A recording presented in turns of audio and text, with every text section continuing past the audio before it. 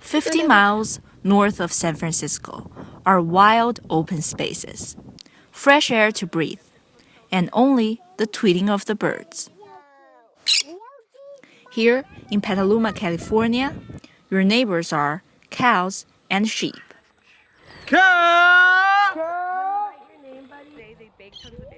Miriam Donison and Josh Norwood are a couple living here on their ranch.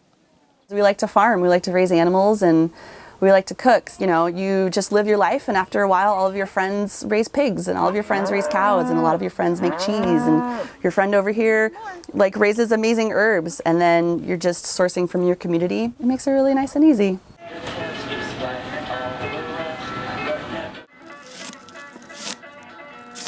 Miriam and Josh have been cooking professionally for 7 years. They own the Wishbone restaurant here, combine farming and cuisine.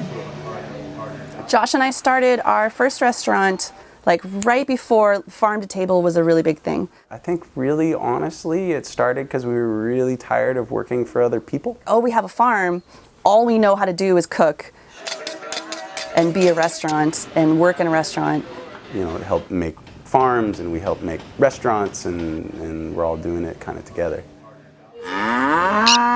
And the best way to keep the ranch together, as you see, like our entire family lives here. One of the fastest growing trends today is farm to table. That means producing food locally and delivering that food to local customers. Farm to table, and I think that a lot of chefs and restaurants and ranchers are trying to do what they think is the right thing. And the right thing is what makes you feel good at the end of the day.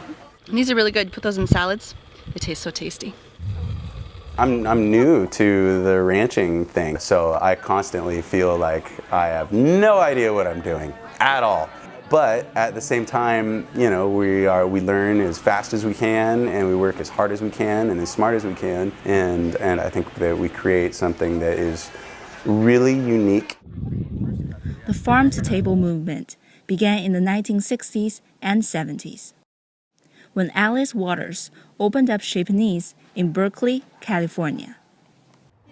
It all started here at Alice's temple, Chez Panisse, in Berkeley, California. We're going to be spit roasting tonight this pork, and so that's getting ready. She's pretty awesome. She's super inspiring. When I first started really getting into food, I worked at a bookstore in Cotati, and one of the owners there, Barbara, gave me Alice Waters' autobiography. And she's like, you should read this. Like, you should definitely read this. 10 years ago, the movement began to really take off.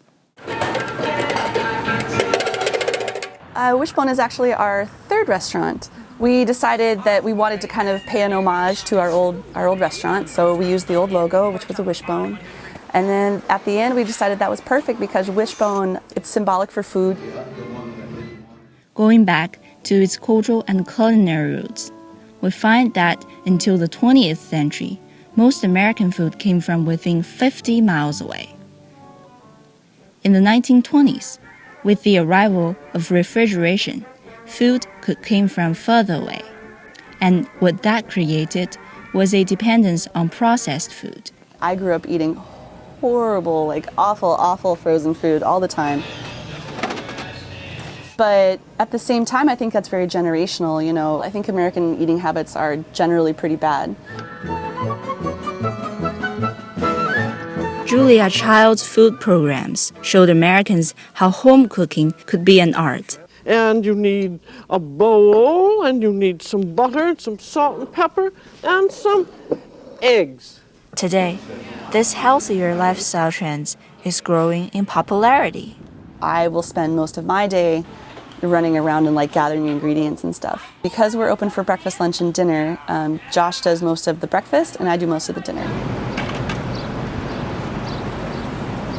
You don't want people to come in and be like, oh, we're doing a beef hash and a beef this and a beef that. Our menu changes really frequently. Part of that is so that we stay entertained, and also because we're gathering things from all over the county, like what's good today might not be good tomorrow. They go from really good to no good in like an hour.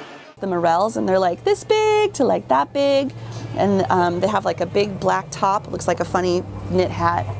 Everything they cook is seasonal. They have a really, really short life. They're only here for a little bit. They're super special. Thank you so much. Have a great evening. First thing I feel is that I don't want to waste it, that it's precious. We really appreciate our animals. I don't have like a very close relationship with some of them. You know, we were up there, I was like, oh, this is Flower, and I loved her. But the ones that you know are going to slaughter, you're like, okay, like this is the deal. To the garden. When we get things out of the garden, I feel the same way. When I get something, I'm like, this has to work, it has to be good, and it has to be precious. And they'll be fine till later. I love where we are, and we're definitely going to keep doing what we are doing where we are now. For Miriam and Josh, bringing the farm to a table is not a job, but their passion.